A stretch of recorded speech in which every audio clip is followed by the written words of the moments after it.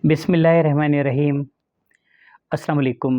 आउं तमामु मुअज़्ज़िज़ मुंहिंजे भेनरुनि, भाइरनि, मुंहिंजे दोस्तनि, अहबाबनि, रिश्तेदारनि, समूरनि जो शुक्रगुज़ार आहियां जो जॾहिं बि मूंखे तकलीफ़ मिली आहे, जॾहिं मूंखे तकलीफ़ थींदी आहे त तव्हां मुंहिंजी वारसी कंदा आहियो। स्पेशली मूंखे कंहिं शइ जी, कंहिं ॻाल्हि जो त को मसइलो कोन्हे, पर मूंखे सभ खां वधीक जेका ख़ुशी आहे उहा इहा आहे त तव्हां मुंहिंजे लाइ दुआऊं घुरियूं आहिनि, तव्हां मुंहिंजे लाइ क़ुर पाक जा ख़तमा कढाया, सलातूं पढ़ायूं, दुरूद पाक पढ़ाया, त आऊं तव्हां सभिनी दोस्तनि जो शुक्रगुज़ार आहियां। मुंहिंजे लाइ इहा ख़ुशीअ जी ॻाल्हि आहे त हिन जदीद ज़माने में जिते केर बि कंहिंजो कोन्हे उते अमीं सभु मुंहिंजा आहियो। मुंहिंजे केतिरनि ई भेनरुनि, केतिरनि ई भाइरनि, केतिरनि ई मासूम नियाणियुनि मुंहिंजे लाइ दुआऊं घुरियूं।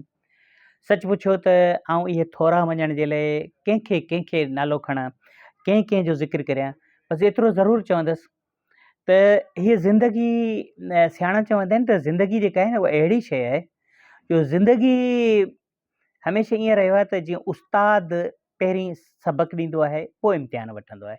ज़िंदगी अहिड़ी इन जो उलट कंदी आहे, उबतो कंदी आहे। यानी ज़िंदगी मूंखां पहिरीं इम्तिहान वरिता आहिनि ऐं पोइ उन इम्तिहाननि में मूंखे सबक़ु मिलियो आहे।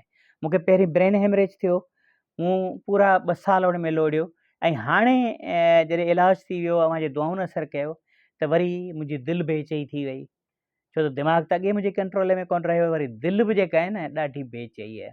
तंहिं बि मूंखे ॾाढी तकलीफ़ ॾिनी, ऐं उन जे करे आउं वरी बि वञी NICVD में जेको आहे दाख़िलु थियसि, मुंहिंजी दिलि जी ऑपरेशन थी, ऐं अल्हम्दुलिल्लाह अव्हांजे दुआउनि जे करे न अॼु वरी तव्हां वटि मौजूदु आहियां।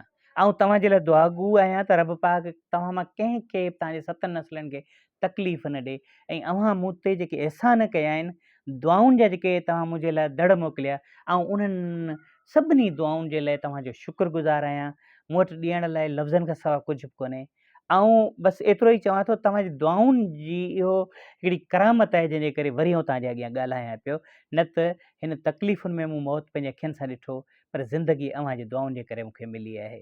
जीअं कंहिं शाइर चयो, न जाने कौन मुझे दुआओं में यादि रखता है, मैं जब भी डूबता हूँ समंदर उछाल देता है। तव्हांजी तमामु घणी महिरबानी, ऐं अव्हांजो शुक्रगुज़ार आहियां। अलाह पाक तव्हांखे हमेशह ख़ुशि रखे। ऐं आउं पंहिंजे घर वापसि अची वियो आहियां। हाणे मूंखे रेस्ट करण लाइ चयो वियो आहे। इंशाल्लाह जेको आहे सो जल्दी सिहतमंद थींदुसि, तव्हां सां प्रोग्रामनि में गॾु हूंदुसि, तव्हां सां दुनियादारी में गॾु हूंदुसि, पर इहो अहसान अलाह पाक जी महिरबानी सां मुंहिंजे दुआउनि जो आहे। रब पाक पंहिंजे हबीब सल्लल्लाहु अलैहि वसल्लम जे सदिके, तव्हांजे दुआउनि जे सदिके मूंखे हिकु दफ़ो ॿीहर ज़िंदगी ॾिनी आहे। हीअ ज़िंदगी अव्हांजी अमानत आहे, अव्हांजा अहसान आहिनि, बसि इहे गुण आउं ॻाईंदुसि, इहे थोरा मुंहिंजा लाहे नथो सघां।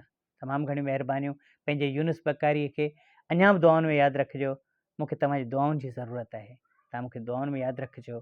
दिमाग़ु कमु न कंदो, दिलि कमु न कंदी, पर सच पुछो त अव्हांजी दुआऊं कमु कंदियूं, ऐं आउं तव्हां सां गॾु हूंदुसि।